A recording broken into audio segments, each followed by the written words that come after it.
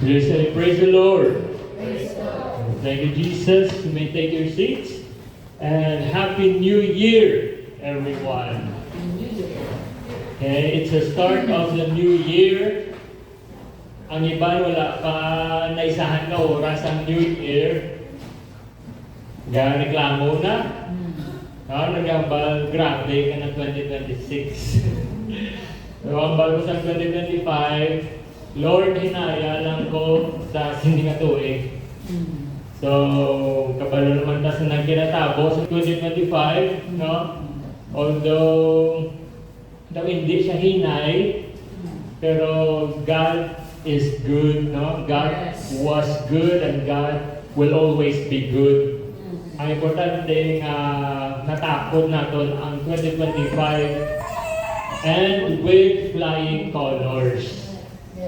So thank you, Jesus. Sa supungan 2026, may post na lang pwede na akong magambal, hinaya lang ko, or tagay ko kusog. Kaya kung tagaan ka po ng kusog, ano kinatag sa imo? Mga testing, mga trials.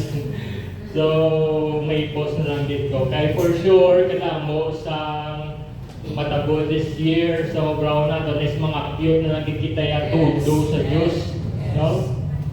Ang 2026 kung taon ta bago pa na nagsugod kahawa kung overthink mo bala or ipamisal mo ang tanan nga kulubrahon for this year.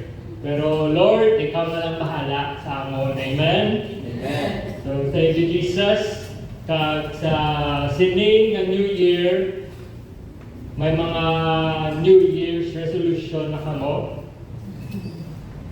sa 2026. Ano mga gin-promise niyo sa inyo pagalingon this year? A healthy living na sa 2026. Matipid-tipid na, no? Para sa mga goals. Mabasa na pirmi sa Bible. Mang-invite na bisita sa church, no? Hindi lang kita magsaling nga may nag-outreach sa kamingawan, kay not all the time may masugat kita dito. So, mas maayo kung tanan kita nag-take part sa siningabuluhaton. So, okay man may New Year's resolution, no? Pero daw, pila lang ka weeks, balik na dayon sa dating gawin. Lipat na dayon sa New Year's resolution. Because promises are made to be broken. Gusto man, no? Pilagi ka tao ang nag-keep sa ilang promises. Pilagi sa atin na naka-perfect sa ilang New Year's resolution last year or even the year before. So, muna kabudlay mag-promise. Bisan sa aton kaugalingon, daw hindi naton mapanindugan. How much more kung mag-promise kita sa iban? And how much more kung mag-promise kita sa Diyos?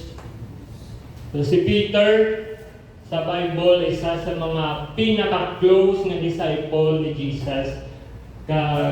Kabalo man kita kung paano ka-bold, ka-passionate si Peter as a disciple. So si Peter na-promise siya kay Jesus with all his heart na hindi niya pag-i-deny si Jesus. Pero sa sina mismo nga gabi, sang gin-promise niya na. So sinang gabi nga aristohon si Jesus, gintakop si Peter sang kulba, fear, kaluyahon. And that caused him to break his promise. Gin-deny niya si Jesus, hindi lang kaisa, hindi lang kadua, kundi 3 times. So parehas man sa aton, bisan ikaw pang pinaka-close sa Ginoo, posible kityapon nga mag-fail kita. Pila na wala ka beses na nag-fail kita sa atong promisa. Both sa atong kagalingon, kag sa ibang tao, kag sa Diyos. Mayo lang kayo nga atong nga Diyos, wala tayo nag-reject sa aton, bisan pa kita makasala, bisan pa kita mag-fail. Pares kay Peter, nag-fail siya 3 times sa iyang promise kay Jesus. Wala siya dayon din kakasin sigita sa plano sa Diyos. Gintagaan siya sa second chance because God is the God of second chances. So subong basahan natin sa Bible kung paano ni Jesus gintagaan sa second chance si Peter, kung paano niya gin-restore si Peter. So let's open our Bibles to John chapter 21 verses 15 to 19. John chapter 21, 15. So let's all stand as we read. So samtang ginapangita niyo John chapter 1, ginag-greet natin siyang good morning sila ni Brother Ricky, nagkalantaw subong sa atin na online streaming, si Brother Ricky and Sister Lilibet, and si Sister Nicole. Ang ibang pangamalantaw sila ni Brother Robel, Sister Lynn, and Brother Eliel, si Sister Charmaine, we miss you. I-opda na lang liyog si Brother Jose, magbalik ka, and si Brother John. Also sa mga kauturan natin sa Isabela, good morning, and may God bless you this morning. So let's read John chapter 21, verse 15. So when they had dined, Jesus said to Simon Peter, Simon, son of Jonas, lovest thou me more than these? He said unto him, Yea, Lord, thou knowest that I love thee. He said unto him, Feed my lambs. He said to him again the second time, Simon, son of Jonas, lovest thou me? He said unto him, Yea, Lord, thou knowest that I love thee. He said unto him, Feed my sheep. He said unto him the third time, Simon, son of Jonas, lovest thou me? Peter was grieved because he said unto him the third time, Lovest thou me? And he said unto him, Lord, thou knowest all things. Thou knowest that I love thee. Jesus said unto him, Feed my sheep. Verily, verily, I say to thee, when thou wast young, thou girdest thyself, and walkest whither thou wouldest. But when thou shalt be old, thou shalt stretch forth thy hands, and another shall gird thee, and carry thee whither thou wouldest not. This spake he, signifying by what death he should glorify God. And when he had spoken this, he said unto him, Follow me. So Lord Jesus, we thank you, Lord, for your word this morning. We thank you for this new year, for another Sunday na makapamati kami sa imong pulong. Lord, we pray that you bless us with your word today. Pagkabay pa ang imong pulong, magatandog sa balatsagog sa kanaysa, kang magkahatag sa encouragement sa tanan nga makabati. And bless everyone na ari today, Lord, as well as mga upon namon nga nagapamati online, and let your Spirit inspire us today and empower us to do better and to do more for your kingdom. We give you all the glory and honor. In Jesus' name we pray. Amen. Please say, Praise the Lord. Praise the Lord. Please take your seats. Ang title sa atin ng message this morning is The God of Second Chances. So before tayo istoryahan paano gin-restore ni Jesus si Peter, lantaw tanay kung paano ni Peter gin-deny si Jesus. So sang lapit ng adlaw nga dakpo na si Jesus para ilansang sa cross kag patsyon, ginamatamat ni Jesus preparar ang iyang mga disciples sa sining nga matabo.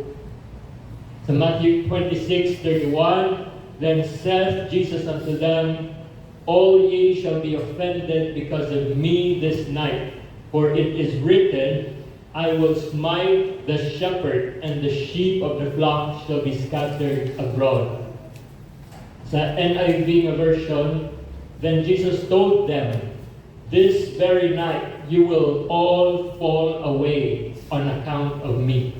For it is written, I will strike the shepherd, and the sheep of the flock will be scattered. So siling ni Jesus, subong nga gabi, tanan kamo matalikod sa akon. Kaya sunod sa kasulatan, kung ginaatake ko no ang shepherd, ang mga sheep maglinapta, magpinalagyo.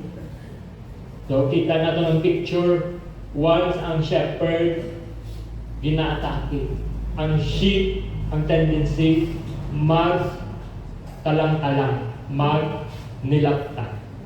Butilingon makulbaan sila, mangluya ang ila pang pagtuo, pagtalikdan nila si Jesus sa sinangation. Matthew 26:32, but after I am risen again, I will go before you into Galilee. Siling niya, mapatay ako, pero sa ako ng pagkabanhaw, tandaan niyo, tabuon takamo sa Galilee. Peter answered and said unto him, though all men shall be offended because of thee, yet will I never be offended. Siling ni Peter, bisan sila tanan matalikod sa imo, Lord, ako ya hindi gid ko magtalikod sa imo. Gin-assure niya si Jesus nga, ako ya Lord, lain ko ya. Bisan sila tanan kalimtan kanila, talikdan kanila, ako ya tindugan ka. So mo gina-normally kung okay pa ang tanan, kung bakod pa kita spiritually, daw tanan pwede mo maobra. No, muna ang human tendency. Pero tandaan natin nga ang aton nga pagtuo kinatestingan sa time sang trials, hindi sa time nga hapos lang ang tanan. Hindi sa time nga safe and comfortable kita. Sa 34, Jesus said unto him, verily I say unto thee, that this night before the cock crow, thou shalt deny me thrice. Siling Jesus, pet, ginambalanta ka, nga antes magpanilaok ang manok buwas sa aga, i-deny mo ko 3 ka beses. Ipanginwala mo ko, ipagwaon mo nga, hindi mo ko kilala.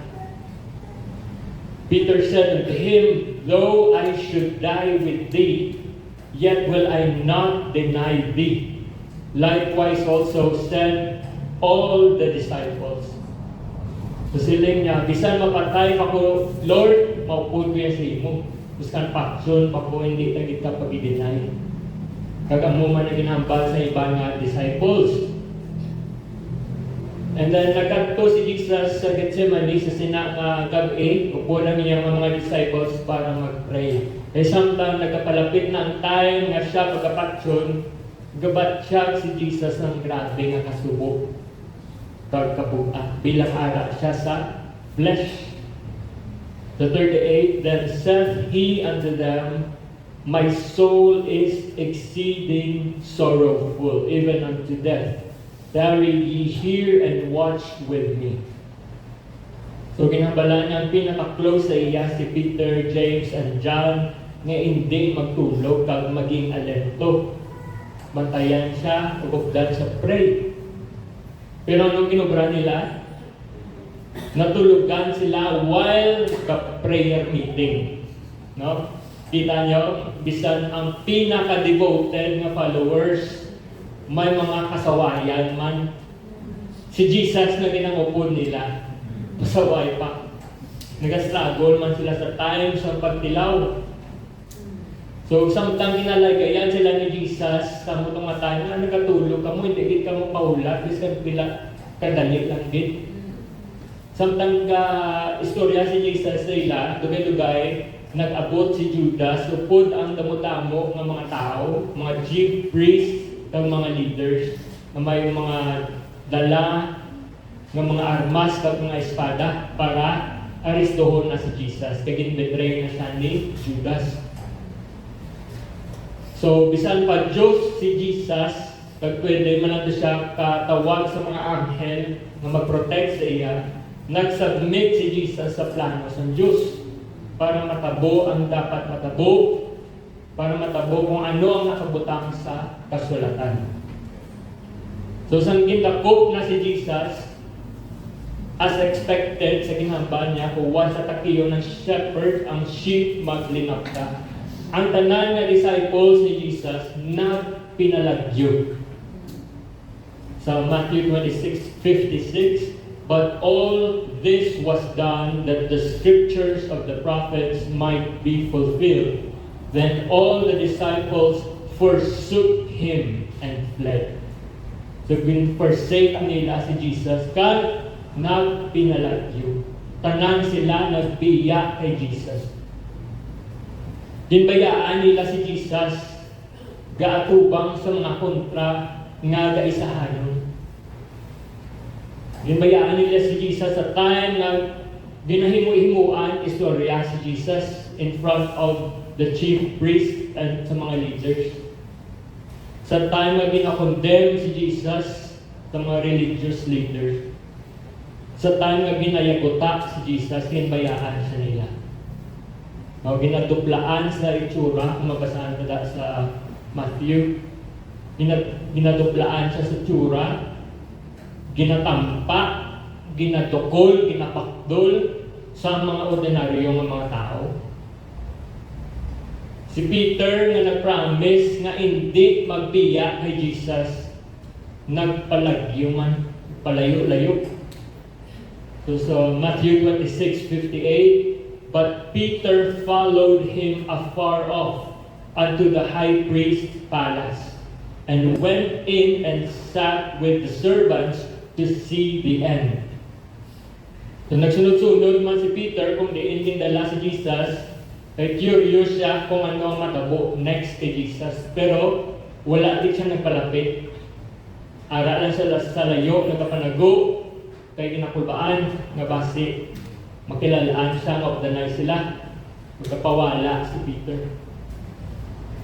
Pero may isang kababae nga nagpalapit sa iya, kag nakadumdum sa iya. Sining niya, you look familiar. Daw kilala ta ka, daw danay man kamo sina ni Jesus, hindi bala? Tuduya pa, nga kapanago-nago si Peter. Di ba danay kamo ni Jesus? Kagamo tong una nga gin-deny ni Peter si Jesus. Sa 70, but he denied before them all, saying, I know not what thou sayest. Siling niya in front sa tanan ng mga tao, wala kuya kabalo sa ginapangwakal mo. Hindi ko na kilala ang ina na tao. So ginpabati niya ang ibang na tao, ginambal niya na, pero deep inside, ambot, may imagine nyo ang iyang balasagon ni Peter. Nablang, Aragoy, patay. Nag-deny ako. Ano ini? Ano ini, Lord? Din-deny ni Peter si Jesus for the first time. The 71, and when he was gone out into the porch, so na-reveal na siya kay siyempre nag-ubra na to commotion ng babae nga una. Another maid saw him and said unto them that were there, this fellow was also with Jesus of Nazareth. So sa na-expose na si Peter, may sabagit ka babae, no? Nga nakadumdum sa iya. Siling niya, hala, oo. Ugdanay na sila ni Jesus. And again, he denied with an oath, I do not know the man. Sure promise with an oath. Sure promise. Ngani, hindi kami na nilalahay. Hindi ko na kilala. And after a while, sa 73, after a while, came unto him they that stood by and said to Peter, Surely thou also art one of them, for thy speech bewrayeth thee. Hambal nila, danay kami kay lang pamati ibalang tono mo, pares ka mo accent, pares ka mo tono, magambal, isa lang mga lugar. Then began he to curse and swear, saying, I know not the man. And immediately the cock crew. So sa ikatatlo nga pag-deny ni Peter kay Jesus, na ganong manok,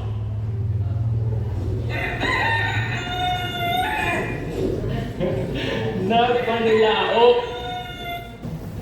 And Peter remembered the word of Jesus, which said unto him, Before the cock crow, thou shalt deny me 3 times. And he went out and wept bitterly. So sang na-realize ni Peter ang nahimo niya, kalain-lain sa iya pamatsag. He went out and wept bitterly. Grabe nga talangiso niya sa na-realize niya. Amo na to ang promise ko kay Jesus na ginihimo ko ang pinakabutang gintumilian, gin-remind niya sa ako. Imagine si Peter, grabe kaisog, grabe niya siya ka-bold, grabe siya magambal, nablang resgado klase disipulo. Kaya nag-promise siya na hindi niya pagtalikdan si Jesus.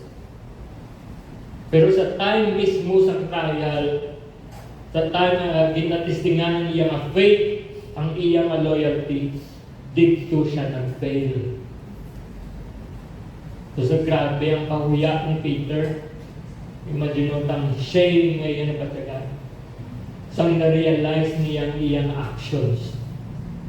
So siguro sa iyang konsensya naghahambal, wayway ka kita Peter. No? Na naman kung manaubra mo man to. Na hindi ka ngayon nga tawgon ka nga disciple ni Jesus. Hindi ka ngayon nga tawgon ka follower ni Jesus. So nalagyo si Peter kang naghilbion. Siguro sa minsan niya, paano panikop sa ligan liwat sa Diyos? Paano pa kung isa ligan liwat ni Jesus after sa naubra niya? Naging-fail niya si Jesus, kag nag-fail siya hindi lang privately, kundi publicly, sa tubang sa ibang na tao. Despite ang gin-promise niya kay Jesus. Galing kay mas nangibabaw ang kahadlok sa mutong atay, ang naman naubra niya hindi dapat ugaw. That's why hindi kita makapadayaw na okay kita spiritually. No? Okay to subong, God, I can do all things. Pwede na mahambal, no? Pero siling ipadayaw mo sa iba ng mga maluya. Lord, thank you nga hindi ko pare sa iba nga maluya ang ilang pagtuo. Because not all the time makasalig kita sa aton kaugalingon. Not all the time we are spiritually strong. Bisan ka ng pinaka-close na disciples ni Jesus, nagka-fail. How much more kita? No, mawala kita kaniya experience, kaupod na si Jesus nagabuhi sa kalibutan.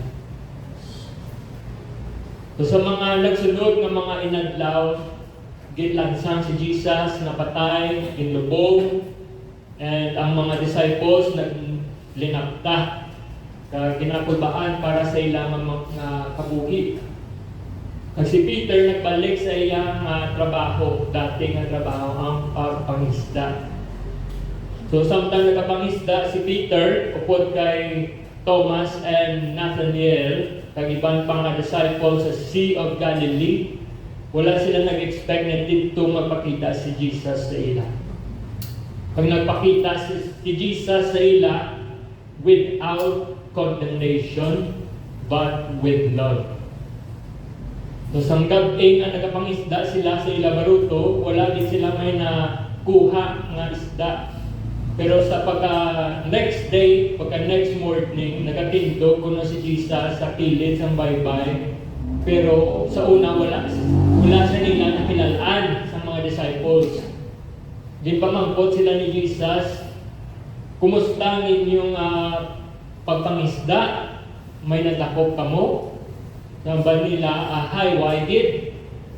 Pag ginabala sila ni Jesus, ihitsa niyo ang inyong pukot sa piyak, sa tuo, sa right side ng inyong baruto kay damo na dira isda. So gintuman nila atugid sa pagkadamo-damo sa isda. Daw hindi pa sila kadaog sa nilang pukot because sa kadamuon sa isda. Tapos si John, gulpi lang na-recognize ni John si Jesus. Kaya kabalo mo si John, siya na yung pinaka-close kay Jesus. Kaya ginatawag niya si John nga the disciple whom Jesus loved. That's why he is called John the Beloved. So si John is the disciple whom Jesus loved, but it doesn't mean ang ibang disciples hindi lang ni Jesus, no? Kung silingon nga si John, may ara lang siya special closeness kay Jesus, kag intimacy. So that's why sang nagpakita si Jesus, siya gidayon ang una nga naka-recognize kay Jesus. Kaya kilalahay din sila. That's why dapat kita mag-develop man kita sa closeness sa aton nga Diyos. Dapat kita mag-develop sa intimacy sa aton nga Diyos. No, dapat kadugay kita alagad sa Diyos, nagalapit kita nga nagalapit sa iya. No, nagabakod pag itang aton nga relasyon sa iya. Para hapos naton may recognize ang iyang tingog bilang siya ang aton nga shepherd. Kag makabalo kita mag-discern kung balang isa kabutang iya sang Diyos or hindi. John 21:7, therefore that disciple whom Jesus loved said unto Peter, it is the Lord. Now when Simon Peter heard that it was the Lord, he girt his fisher's coat unto him, for he was naked, and did cast himself into the sea. So, isang nakilala ni John si Jesus, ginambalan niya si Peter, si Jesus na, it is the Lord. Dayon lumpat ni Peter sa baruto, pakadto kay Jesus sa kilid ng Bible. Upod man ang iba ng mga disciples, nagsunod. Nagpalapit sila sa kilid ng baybay, nagahila sila sa ilang pukot na puno sa isda. Halos hindi na sila makadaog sa kadamo sa ilang nakuha. Sang lapit na sila sa kilid ng baybay, may nakapreparar na nagabagang uling kag inihaw nga isda kag tinapay. Ang bali Jesus, dahil ading inyong nakuha ng mga isda, kay lutuon nato. Sa verse 12, John 21:12, Jesus said unto them, come and dine. And none of the disciples durst ask him, who art thou? Knowing that it was the Lord. So gininbitar sila ni Jesus magkaon, kag wala sila namangkot na kung sinutong tao. Okay? Tanan sila nakakilala kay Jesus. 13, Jesus then cometh and taketh bread and giveth them, and fish likewise. So dirita makita nga kung mas nagapangibabaw ang gugma sa Diyos, mabalik kita gyapon sa iya bisan nakaagi kita failure. Bisan nag-fail kita. Sa ginay ni Peter si Jesus, nag-fail siya publicly. Kag nahuyan di siya sa tubang sa iba niya tao. He had every reason na mahuya kay Jesus. kag magpalagyo kay Jesus. Pero sa kinabalansya ni John, it is the Lord. Wala siya nagpalagyo, palayo kay Jesus. Nga nauya siya kay may naubra sa sala. Nagdalagan siya palapit kay Jesus. Nga because fear runs away, but love runs back. Kabalo si Peter na nag-fail siya, pero kilala niya man kung sino si Jesus. Kabalo siya sa batasan ni Jesus, kung nadumduman niya nga si Jesus, hindi niya lang master, but also His Savior.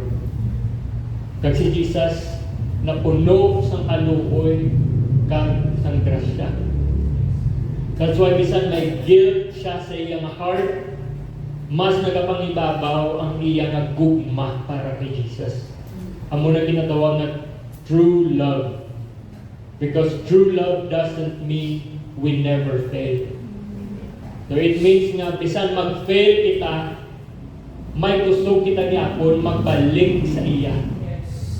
Maghinulsol sa aton na ubra nga sala at bangon ang tao nga nakasat na imuan aton sala. No? May gusto kitang magsugod liwat sa husto bisan after naton fail. So 15, so when they had dined, Jesus said to Simon Peter, Simon, son of Jonas, lovest thou me more than these? He said unto him, Yea, Lord, thou knowest that I love thee. He said unto him, Feed my lambs. So tapos na sila kaon naman po si Jesus kay Peter. Kaya, Simon, palangga mo bala ako? Labaw pa sa iba ng mga disciples? Mas palangga mo bala ako kumpara sa ila? Ang nagsabat si Peter, Yes, Lord, kabalo pagid na palangga ka. Sila ni Jesus, Feed my lambs. Pakanaa ang akon ng mga karnero. Meaning, take care of my people. Pakanaa ang akon mga tao. Pakanon sa ano? Sang kanon? Sila ni Jesus, feed my lambs. So, both silingon, He was not talking about physical food. He was talking about spiritual nourishment. So, ano ba lang primary food sa atong nga kalag? Is the Word of God. Because man shall not live by bread alone, but by every word that proceeded out of the mouth of God. The 16, He said unto him, again the second time, Simon, son of Jonas, lovest thou me? He said unto him, Yea, Lord, thou knowest that I love thee. He said unto him, Feed my sheep. So naman ko tiwa si Jesus kay Peter for the second time. Simon, wala din si Simon. Simon, palangga mo bala ako? Karang sabat ni Peter mo mangyapon, Yes, Lord, kabalo ka mapalangga ka. Kabalo ka gid nga palangga ka. Sila ni Jesus, feed my sheep. So una, lamb. Silent B. Ano ang difference ng lamb and sheep? Ang lamb, mga hubin. Ang sheep, mga tigulang, mga dagpo na. Tugod silingon ang mga lamb, mga new believers, spiritually young Christians, mga mahina pa spiritually, ang mga nag-struggle pa sa pag-alaga. Ang mga believers na kinanglan pa suportahan at proteksyonan. So are you a lamb or are you a sheep? Ang mga sheep, ang mga mature na, ang mga established na mga Christians, mga nakakilala na sa Diyos, but still need guidance. So kung ang mga lamb, kakinahanglan sa spiritual milk or basic truth, ang mga sheep naman kakinahanglan sa strong meat or mas dalog na pagtuon sa pulong sa Diyos.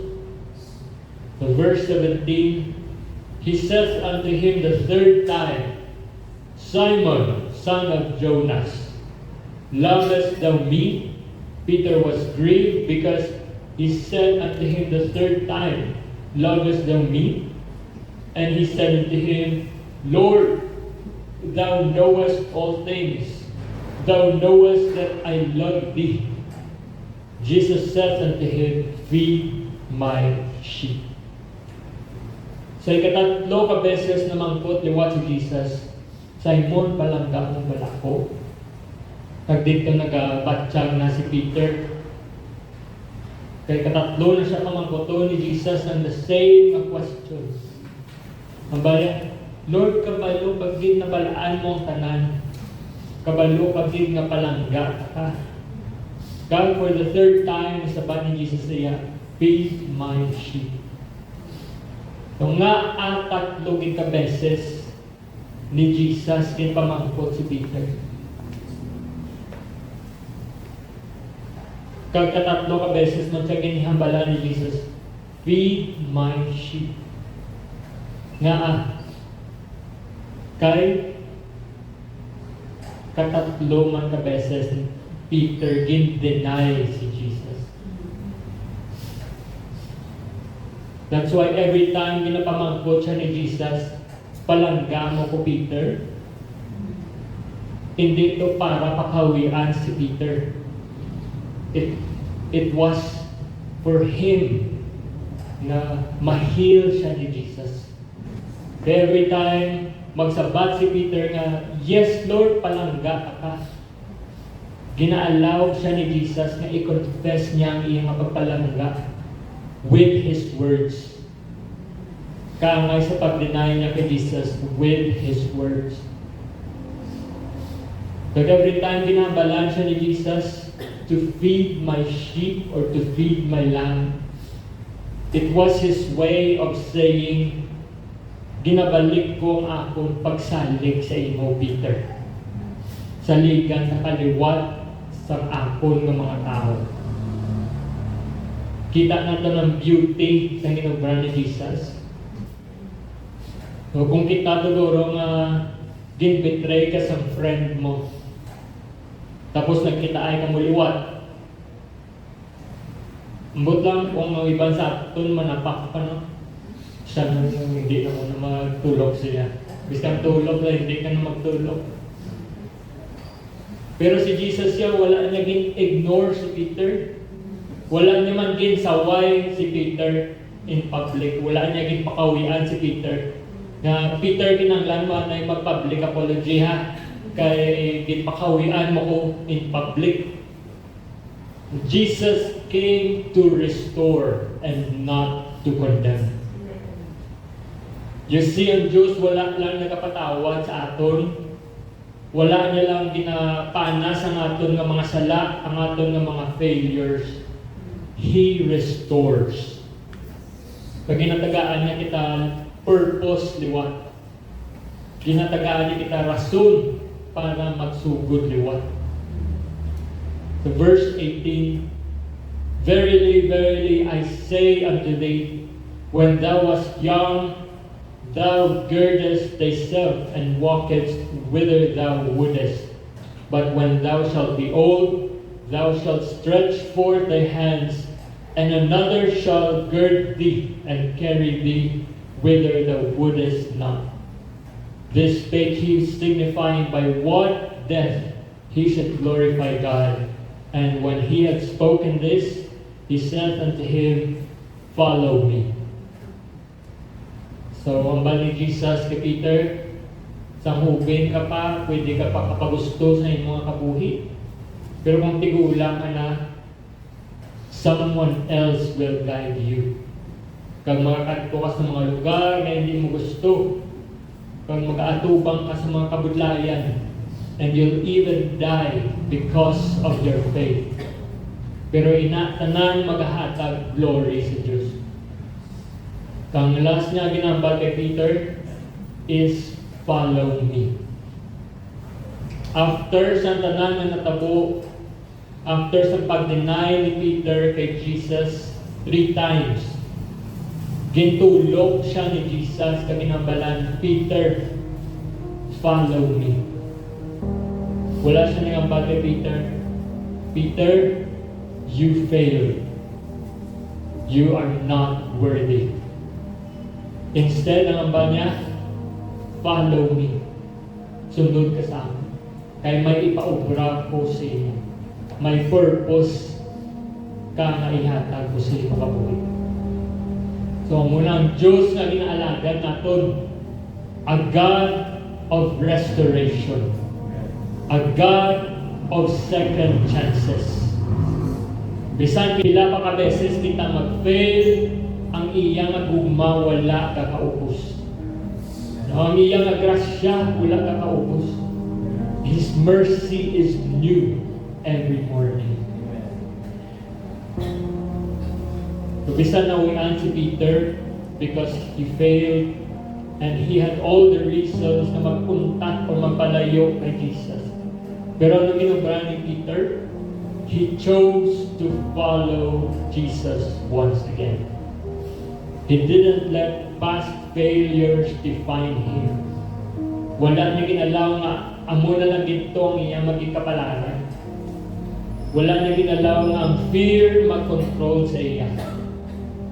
Or mag-untat na siya sa pagiging matutong because he failed. Instead, nagbalik siya kay Jesus, pag nagsalig siya gyapon kay Jesus. And Jesus gave him another chance. That's why kung ang tao, totoo din nga maalagad sa Diyos, totoo din nga masunod sa Diyos, maging follower ni Jesus, wala sang offense nga makapauntat sa iya. You will not be easily offended. And I speak from experience. Wala sang may makapauntat sa imo nga na-offend ko, Lord, hindi ako magbalik kay binabalan ako masakit. Wala sang bisan si Peter na sakitan, that's why he wept bitterly. Kaya wala sang correction or pagdisiplina sa Diyos nga hindi ka pakatsa. That's why kung tutuod ka din na mag-alaga sa Diyos, bisan after ni mo fail, bisan after naging correct ka, mabalik ka din yapon sa Diyos. Si Peter, sang nagbalik siya kay Jesus, sang gin-restore na siya ni Jesus, Peter became one of the pillars of the early church. Ang naging bold siya sa pag-preach ng gospel, naging reaffirm siya ni Jesus. Sa minabalan siya ni Jesus, feed my sheep 3 times. Wala siya na daw sa iyang pwede mahimo na hindi ko di ang yan. Gin-affirm siya ni Jesus na saligan na sa ako ng mga tao. And remember sa Acts 2:38, ano nakasulat dira? Then Peter said unto them, repent and be baptized every one of you in the name of Jesus Christ for the remission of sins, and you shall receive the gift of the Holy Ghost. Sino nagambal na? Si Peter. That same message na ginambal sa isa ka tao nga nakaagi fail, nga nag-deny kay Jesus. Amuna ang same na message sa Acts 2:38, ang padayon natin nga gina-preach subong, ang padayon natin nga ginakabuhi, kag padayon na nagabag-o sa kabuhi sa tao. So hindi natin pagpasugtan ng mga failures ta sa una, magapugong sa aton kung anong pwede natin mahimo sa subong. Sa mga butang na dapat natin himuon. Because ang bali Jesus, my grace is sufficient for thee, for my strength is made perfect in weakness. So kung ano man ang tabo last year or in the past years, kung ano man ang mga gin-promise natin na wala natin matuman, ang Diyos nagatawag yapon sa aton kang nagasiling, follow me. Remember, failure is not the end, because our God is the God of second chances. So let us run back to Jesus and follow Him faithfully. Amen? Amen. Will you say, praise the Lord? Praise the Lord. That's the word of God. Thank you, Jesus. God bless you.